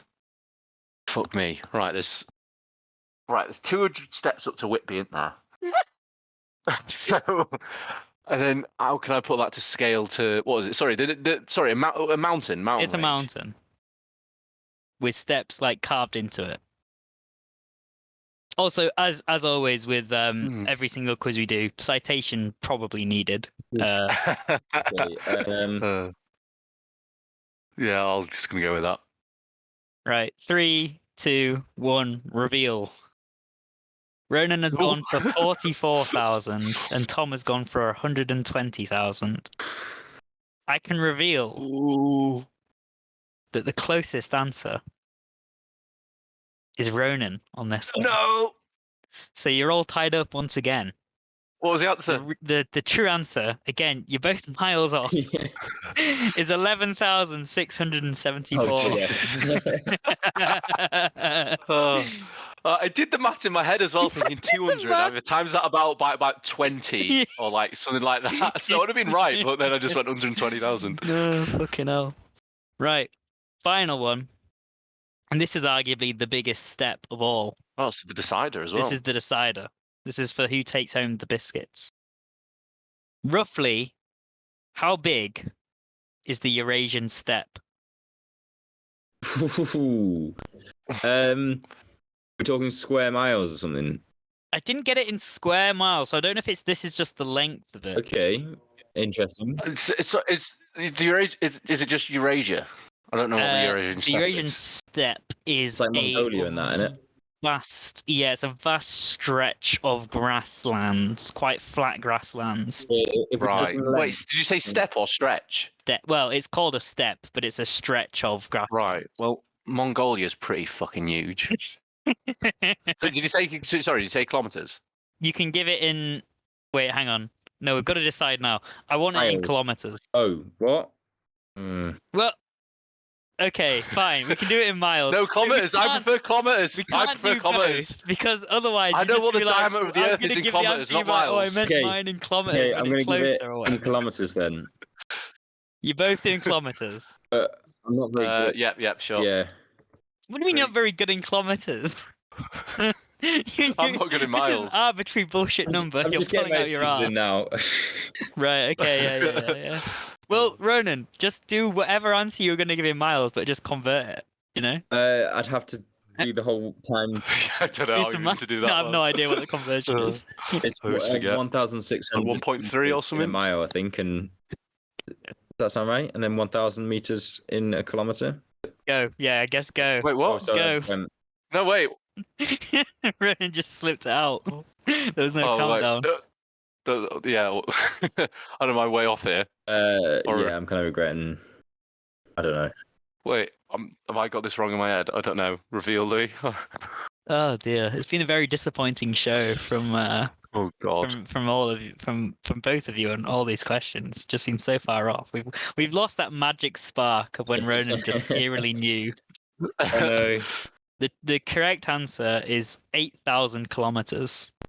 Oh, So fuck! Ronan's 40,000 is quite excessive, and Tom's 1,600 is well, I guess it's closer. It's not right. I'll take that. Yeah, yeah. But yeah, congratulations, Tom. The first time that it's been a host versus a guest, and the guest has come through. Ronan, you've kind of let us down, to be honest. But I know. I don't know where that magic spark went. It's just. Yeah. we'll use the excuse that you've been so intellectually engaged with the Yeah. Kendrick Lamar discussion that you've burnt out. You're hungry. I did you're go hungry. to the concert as well. Like the concert, I probably learned a lot about Mr. Morale and Big Yeah, Steppers it's true. at the concert. They handed out. They did go through all 93 Mr. Men at the opening of the concert, actually. Yeah, like the set was like a countdown at the start, going through all the Mr. Men, and then the Pickle, final was like happy, 93 or whatever. easy. Mr. Morale. All right, fantastic. Well, thank you very much for joining me on this. Been a very long recording. We'll see how long it ends up being. You know, post edit and everything. Two-parter isn't a bad idea. I'll probably like release them back to back, but as two separate episodes to make them kind of bite size. Yeah. Makes sense. I will quickly let you know, Ronan, what our next album is, because I've actually been quite productive and organized the next two. No, I've organized the next three guests up to Christmas. So the next album will be Hold the Girl by Rina Sawayama. I believe that's how you say her last name. Who's your guest? And Sophie is going to be our guest Ah. next week. That's exciting. I think this might be the first one I just don't think I've heard of. So I'm trying to think if there's been another one like that. I've only heard of her in the context of I listened to like a single that was released by her, and it came up in like a Spotify Weekly or something like that. Other than that, I'd know very little about her. So very excited to like kind of hear about it. And as always, I'll just run through the quick bit at the end, being like, thank you very much for listening. You can find us on all your favorite platforms, Spotify, Apple Music, all the other ones that I can't think of off the top of my head. We're on YouTube. We've got an Instagram account. Follow us there for like notifications when we do a new episode or whatever. You can also contact us with any thoughts, feelings, strong emotions you may have had while listening to us at any point, or just to say that you quite like the show. That's always nice to hear. More of something else entirely at gmail.com. And I think that's pretty much it, unless there's anything that anyone wants to shout out. No, thanks for having me on again, boys. Always a pleasure. Cheers for joining. Always a pleasure having you. Hey. I just dropped a bike light on the floor. Did it come through? Did it come through on the microphone? It's not come through on the... Yeah, oh, you did hear good. No, Because you were doing really loud. And it was just like, and I was like, oh, sorry. The communists have nothing to offer but fat cheeks and eyeglasses and lying policemen. And the capitalists proffer napalm and money in green suitcases to the naked. And the communists create heavy industry, but the heart is also heavy.